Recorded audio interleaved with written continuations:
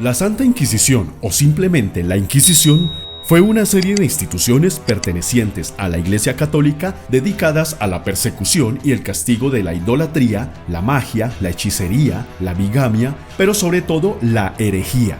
Es uno de los periodos más oscuros de la Iglesia y sobresalió en la era medieval europea por la forma en que se castigaba, pues muchas veces la tortura y la pena de muerte eran la sentencia habitual para dar escarmiento a quien se atreviera a contradecir las normas y el credo católico. Vamos a conocer la historia, horrores, mitos y curiosidades de este turbio periodo de la Iglesia que perduró desde el año 1184 hasta el 1834 y que no solamente tuvo poder en Europa, sino también en América.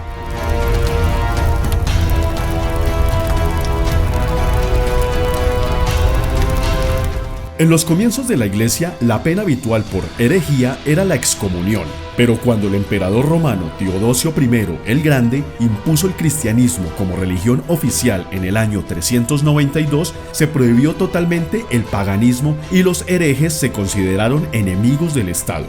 Para mediados del siglo XI, en el sur de Francia surgió una doctrina organizada denominada catarismo, que era un movimiento religioso cristiano de carácter gnóstico y que contradecía los cánones católicos, pues rechazaba los sacramentos, el culto a las imágenes, atacaba la jerarquía de la Iglesia, entre otros. Fue así que en el año 1184 el Papa Lucio III promulgó el Concilio de Verona, mediante el cual se ordenó que se establecieran tribunales episcopales en toda la cristiandad para castigar la herejía de los cátaros, y así nace oficialmente la Inquisición. Acá debemos hacer un paréntesis sobre la etimología de la palabra hereje. Hereje viene del griego airetikos, que significa libre de elegir. Así pues, un hereje es una persona libre de elegir una religión o un pensamiento. ¿Se pueden imaginar en la actualidad ser castigados solo por pensar diferente? Mediante la bula papal que dio origen a la Inquisición episcopal, se les exigía a los obispos que extirparan la herejía y se les otorgaba poder para juzgar y condenar a los herejes de su diócesis. Pero esta funcionó de manera regular, ya que se practicaba de manera esporádica y no se perseguía la herejía como la Iglesia quería, y los castigos que se aplicaban eran la excomunión, la confiscación de bienes y el destierro. Ante el fracaso de la Inquisición episcopal, en el año 1231, el Papa Gregorio IX, mediante una nueva bula papal, creó la Inquisición Pontificia o Inquisición Papal, la cual sería dirigida directamente por el Papa y no por los obispos locales. Posteriormente, en el año 1252, el Papa Inocencio IV autorizó el uso de la tortura para obtener confesión de los reos hasta el punto de renunciar a sus creencias y se convirtieran al cristianismo, porque la herejía se consideraba un crimen de lesa majestad.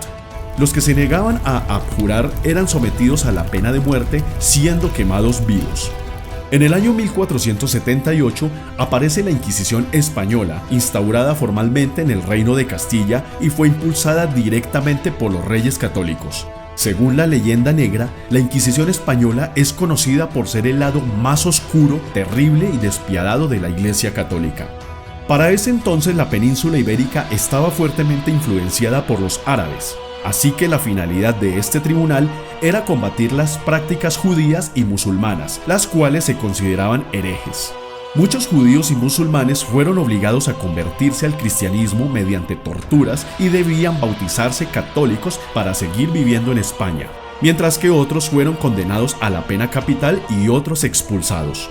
En este punto se regularon las funciones del Santo Oficio y ya no se condenaba solamente la herejía, sino la adivinación, la idolatría, la brujería, la seducción y la vida conyugal secreta de los sacerdotes, la bigamia, la homosexualidad, la solicitación, que era sacerdotes solicitando actos deshonestos durante la confesión, cualquier costumbre musulmana como por ejemplo lavarse las manos hasta los codos, entre otras. Además de perseguir estos delitos contra la fe, se prohibió la imprenta, la lectura y difusión de libros indebidos por la Iglesia. Más adelante, desde el año 1511, la Inquisición empezó a extenderse a América, en las ciudades de México, Lima y Cartagena de Indias, con el propósito de evitar que cualquier judío converso, musulmán, luterano o cualquier tipo de hereje llegara al nuevo continente. Inicialmente los indígenas no eran juzgados, ya que recién habían sido evangelizados o estaban en proceso de evangelización. Eso sí, si llegaban a cometer alguna falta, eran azotados u obligados a servir a alguna iglesia por un determinado tiempo, mientras que los españoles, criollos y mestizos sí eran sometidos a juicio. Hay que mencionar que la Inquisición no se manchaba las manos de sangre y no asesinaba a nadie directamente, sino que después de que una persona era juzgada y condenada, era entregada a la justicia civil y era ésta quien ejecutaba las condenas.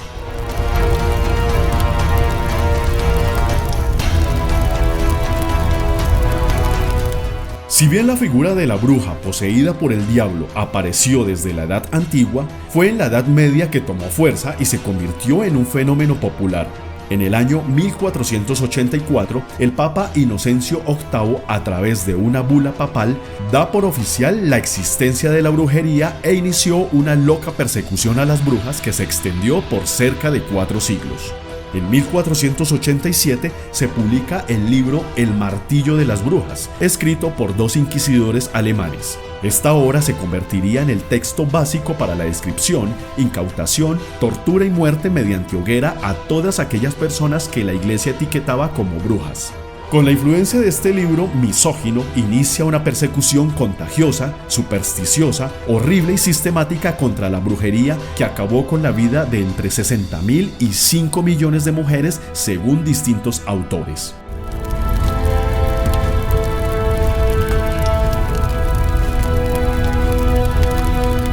Por suerte, hoy en día la tortura es considerada algo abominable y en contra de los derechos humanos, pero en aquellos tiempos era visto como algo legítimo y razonable. Todos los tribunales civiles o eclesiásticos practicaban la tortura como algo lógico del sistema de justicia hasta el punto de pensar que sin tortura no había justicia.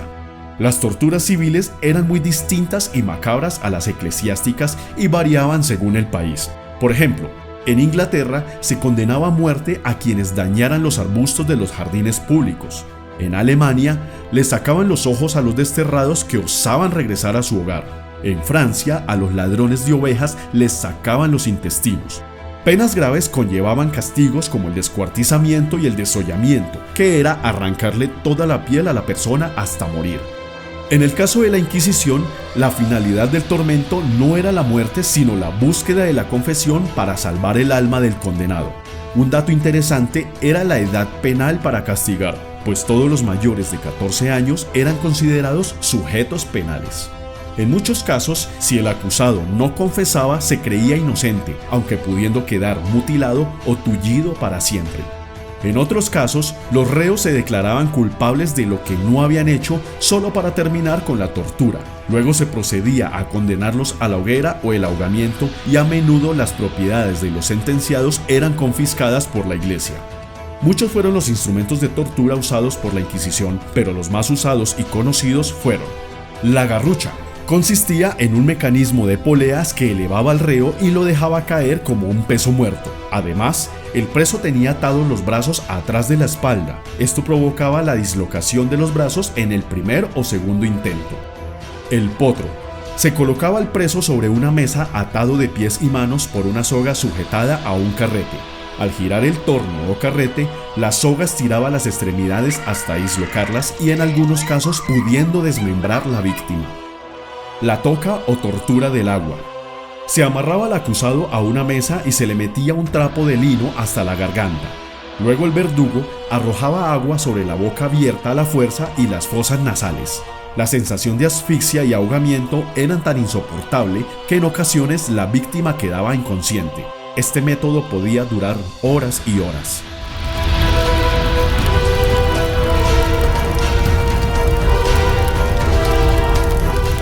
Muchos animales fueron juzgados en los tribunales de la Inquisición, acusados de crímenes contra el cristianismo. Animales que fueron torturados y sentenciados a pesar de que no se podía obtener confesión de ellos. Un ejemplo fue el juicio de 9 días contra una cerda en 1386. La cerda fue declarada culpable por el asesinato de un bebé. Fue vestida como humana, torturada, mutilada y condenada a la horca. En 1572, en Toledo, España, un cerdo fue acusado de devorar a un bebé. La acusación no solo fue de asesinato, sino de haber comido carne un Viernes Santo. Se obligó a todos los cerdos de la localidad a asistir a la ejecución para que les sirviera de escarmiento. En 1792, durante la Revolución Francesa, un perro mastín fue juzgado por defender a su amo cuando fueron a arrestarlo. El perro fue acusado de revolucionario y fue guillotinado al igual que su amo. Muchas fueron las ejecuciones contra caballos, burros, osos, incluso hasta ratas. En algunos casos, cuando no eran sometidos a pena de muerte, eran condenados a años de cárcel. En Italia, Galileo Galilei fue acusado de atentar contra las consideraciones eclesiásticas al defender el modelo heliocéntrico y afirmar que la Tierra gira alrededor del Sol, pues la Iglesia afirmaba que la Tierra era el centro del universo. En consecuencia, fue interrumpida la beca que recibía del Vaticano y desterrado a 40 kilómetros de Roma. Posteriormente, fue obligado a renegar públicamente sus teorías y a admitir que se había equivocado.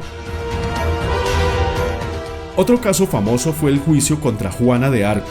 Cuando fue capturada por los borgoñones y entregada a los ingleses por dinero, la Inquisición la acusó de herejía y de travestismo por usar el cabello corto y usar ropa de soldado.